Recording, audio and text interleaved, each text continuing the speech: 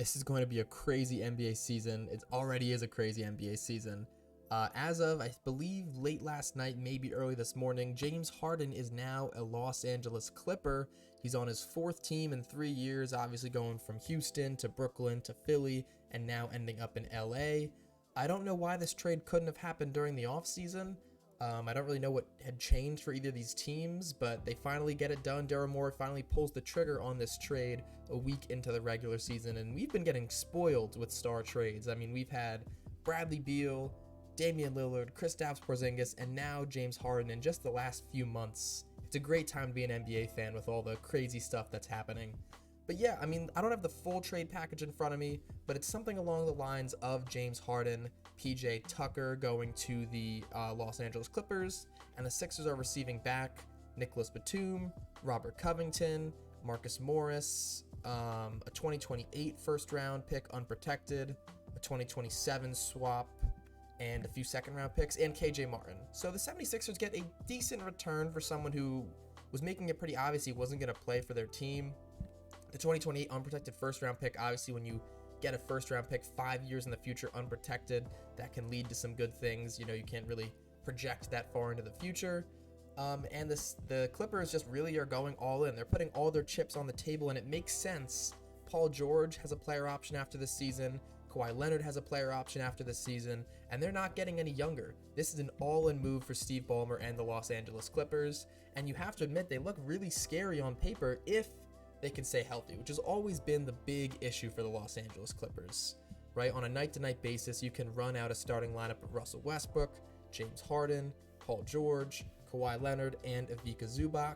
And although they did lose a lot of wing depth in this trade, I still think they have enough depth to make it work. Obviously, in seasons past, you know, they've had like Amir Coffey and Terrence Mann being like their 12th men off the bench. They don't have that much depth anymore, but I still think they can survive. They still have some depth pieces with Norman Powell and Terrence Mann and Mason Plumlee. They'll be fine in the depth compartment. The real issue is, does this make the Los Angeles Clippers any better? So I'm going to go over this trade from the Los Angeles Clippers perspective and the Philadelphia 76ers perspective, and we'll see my thoughts on how this impacts the present and the future of these two teams. So let's start out with the Los Angeles Clippers. How does this trade make them any better? The first thing that I think of is that James Harden can help them win some regular season games, right? Paul George and Kawhi Leonard are going to continue managing their load. They're going to have their rest days, whether it's labeled as an injury or whether it's labeled as rest. Paul George and Kawhi Leonard will not play more than 70 games apiece this season, right? And when those guys are not playing, the Clippers team is obviously a lot worse. Now, if you are resting one of those guys, but now you have James Harden on the team, you can win a lot of extra regular season games, which is very important for making the playoffs, getting out of the play-in tournament, and as good of seeding as possible for when you actually make the playoffs, because it's a really, really competitive Western Conference this year. So all those wins in the regular season count a lot. And the second thing is, like I mentioned, this is an all-in move. Steve Ballmer is banking on the fact that talent will win him a championship. And there was no one else better on the market. Paul George is a free agent. Kawhi Leonard is a free agent. He had to do something to convince them that this is where they should stay for the rest of their careers, right? When Giannis was upset back in 2020, they traded for Drew Holiday to convince him to stay and ended up winning a championship. Not saying necessarily that they're going to win a championship with this team, but Steve Ballmer is showing that we are willing to do what it takes to win, right? We're going to trade all of our depth pieces. We'll trade our first round picks. We'll pay the luxury tax. We'll do all of that. We want to win in Los Angeles, and that is what they're trying to convince Kawhi Leonard and Paul George of. Whether the fit's going to work, I'm not exactly sure. It is a weird fit, right? James Harden has shown in his career that he can be one of two guys. He's a facilitating point guard that can get 10, 11 assists per game. He's a scoring shooting guard that can score 32, 34 points per game. Obviously, he's not in his prime anymore, so he's not doing that. But James Harden has the ability to score and facilitate, but they don't really need him to do either of those things, right? They have Russell Westbrook, who's a good facilitating point guard. They have Paul George and Kawhi Leonard, who are going to run a lot of isolations, especially in the crunch time of games, which has usually been James Harden's role on the teams he's been on. And so, like I'm saying, I don't really know what he adds to the Los Angeles Clippers. They're still going to put the ball in the hands of Paul George and Kawhi Leonard in crunch time. James Harden is going to have to learn to be an off-ball guy. He's obviously a great shooter, so it helps the spacing of the Los Angeles Clippers. But I think this is not really a move designed to help the fit of the Los Angeles Clippers. Like I mentioned, it's just talent is hoping to win us a championship. And they have the talent, they have the depth, especially compared to other of these top contenders in the Western Conference. The Nuggets don't have a lot of depth. The Suns don't have a lot of depth. The Clippers, even with trading away a lot of their key wings, they still have a lot of depth, and they now have the top-end talent to compete with anybody in the Western Conference. The big thing that you're worried about is that 2028 first-round pick unprotected and that 2027 first-round pick swap. Whether Paul George or Kawhi Leonard stay, in 2028, that's 5 years from now. It's very difficult to project 5 years in the future. Kawhi Leonard's going to be in his late 30s. Paul George's going to be in his mid to late 30s. Russell Westbrook in his late 30s. Harden in his late 30s, right? Who knows if these guys are still going to be healthy, if they're still going to be on the Los Angeles Clippers in 2028, and that could be a very, very valuable pick for the Philadelphia 76ers. The 2027 first-round pick swap as well, I mean, those are valuable pieces that the Philadelphia 76ers got in this trade, and obviously didn't get any amazing player back in the trade, so that was the main focus for the Philadelphia 76ers. And speaking of the Philadelphia 76ers, just what a crazy roller coaster it's been for them. Honestly, for the last decade, right? Since the process started over a decade ago now, I think. They've had some high draft picks that worked out very well, like Joel Embiid and Ben Simmons for a point in time. Some that didn't work out well, like Jahlil Okafor and Markelle Fultz, even though he's good on the Orlando Magic now, but he wasn't good on the Philadelphia 76ers. Ben Simmons missed his whole rookie year. In his second year, he ends up winning Rookie of the Year, playing really, really well. The 76ers were in the playoffs. They were showing signs of being a real team that had a future of championship aspirations. Obviously, in 2018, 2019, they traded for Jimmy Butler, and they were probably one bounce away on that Kawhi Leonard shot from making the NBA Finals and maybe even winning the NBA Finals. But after that, they had to make a decision between Jimmy Butler and Ben Simmons, and they decided to keep the young and upcoming guy in Ben Simmons and traded away Jimmy Butler to the Miami Heat. They were fine for a few seasons, making the playoffs, but the fit between Ben Simmons and Joel Embiid was never really there. And finally, the last straw was when Ben Simmons passed up that layup against the Atlanta Hawks in the second round in the 2021 playoffs. Trae Young was, I guess, just too imposing of a shot blocker. And from that point, it was obvious that the Ben Simmons and Joel Embiid era in Philly was done.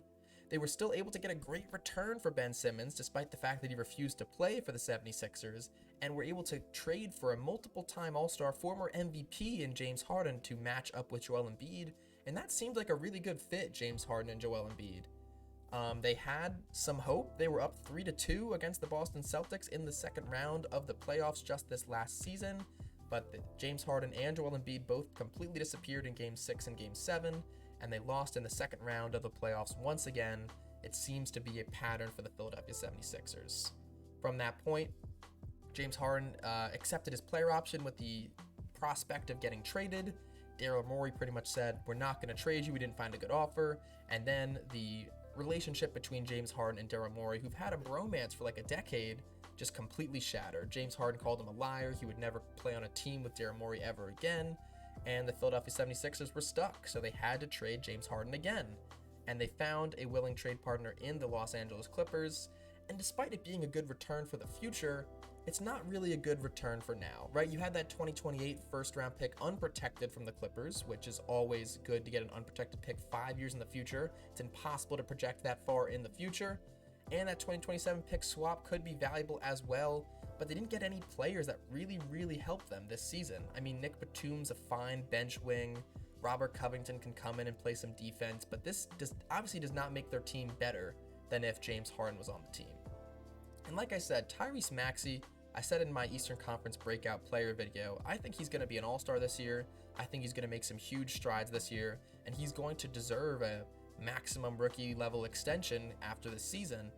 But Maxey and Embiid, with the rest of the guys they have on that roster, it's not enough to truly convince yourself that you can make noise in the playoffs. And now after this season, like I said, Maxey will probably get his max rookie extension. Joel Embiid has that $50 million contract that he's got a few more years of. But besides that, they don't have anyone under contract. I think they technically have like a partial guarantee on Jaden Springer, but everyone else is a free agent for this team. And there's not a lot of free agents in the 2024 class either to get that excited about. I mean, like Klay Thompson, I think, is a free agent. Pascal Siakam, OG Anunoby on the Raptors might be free agents. Kawhi Leonard and Paul George have player options, but I'm going to assume that they accept those player options at least to give one more year as a member of the Los Angeles Clippers, because Steve Ballmer showed them that they're willing to do what it takes to win. So you come to think, right, there's not going to be a championship level team this year. There's not any free agents they can add in 2024 that if you put them with Maxey and Embiid, it makes them a championship contender. So the next 2 years at least, they're probably not a championship level team.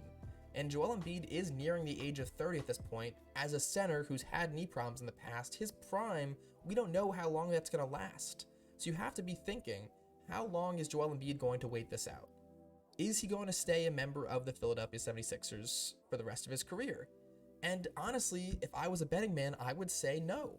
I don't think Joel Embiid makes it past the 2024-25 season as a Philadelphia 76er. And I'm not saying he's going to get traded like tomorrow or anything, right? They're going to at least see how this season plans out with Joel Embiid, Tyrese Maxey, and the other depth guys they have around them. I know Daryl Morey has said that in this offseason 2024, he's going to try to go star hunting for Joel Embiid. But if he strikes out on stars in 2024, there are teams that would be interested in trading for James Harden, most specifically the New York Knicks, who do have a pretty good package to offer the Philadelphia 76ers. It's just, does Daryl Morey want to really commit to restarting this whole process that started a decade ago for the Philadelphia 76ers? Because trading Joel Embiid would be doing that. It would be the end of this era of Philadelphia 76ers basketball. It would be a new era for the Sixers. So is Daryl Morey willing to do that? I don't know. Well, I guess we'll have to see. All in all, I mean, this is a pretty crazy trade. The Clippers are putting all their eggs in this basket for James Harden, helping them become a championship level team and staying healthy for them. Russell Westbrook, James Harden, Paul George, Kawhi Leonard, they're all free agents. They at least have player options at the end of this season. So if this crashes and burns, the Los Angeles Clippers will be in a terrible spot because they have none of their first round picks either from the Paul George trade and the James Harden trade and all that stuff. They would have no first round picks left and a barren wasteland of a team. This is a much safer play for the Philadelphia 76ers. Joel Embiid might leave, but they did get some extra draft capital. They still will have Tyrese Maxey for a few years, and if they trade Joel Embiid, he will command a star-level trade package. So all in all, I think the 76ers actually end up winning this trade because I'm not sure how much help James Harden will provide for the Los Angeles Clippers, but it's definitely going to be interesting to monitor the Los Angeles Clippers this year and see if they can become a championship-level team. If you enjoyed the video, make sure to leave a like and drop a comment on the video. And if you want to stay up to date on basketball and football news as it happens, make sure to subscribe to the channel. Bye-bye.